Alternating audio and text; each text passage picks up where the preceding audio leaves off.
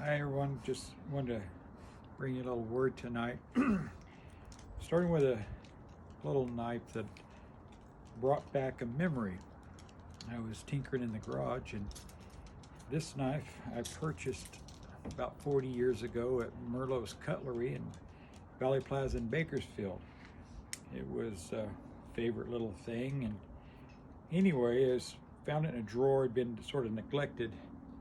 One of the handles was missing, and so I tried to put a new handle on. So look at that, brand new handle.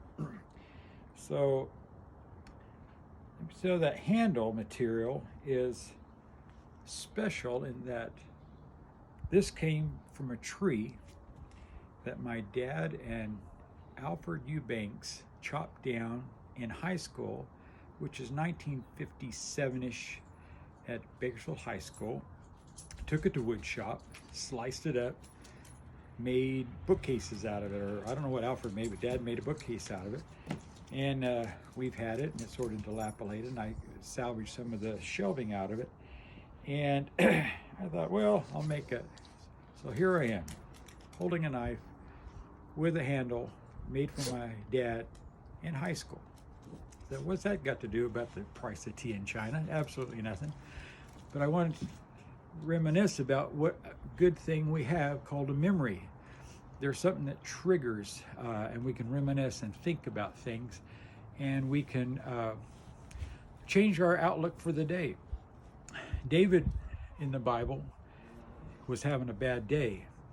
In fact, it was such a bad day, his men, his loyal followers, were going to stone him because of the situation that had happened, and he was very distraught and discouraged. But this verse of scripture that brought my mind, it says, David encouraged himself in the Lord.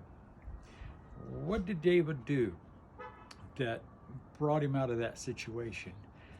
I think there was a trigger that prompted a memory that brought back past victories or past situations where he had victory in his life. Maybe when he slew David and Goliath, and what a tremendous day that was. And how did he get there? When he was at Goliath, he reminisced about beating a lion and then a bear and different things of that nature.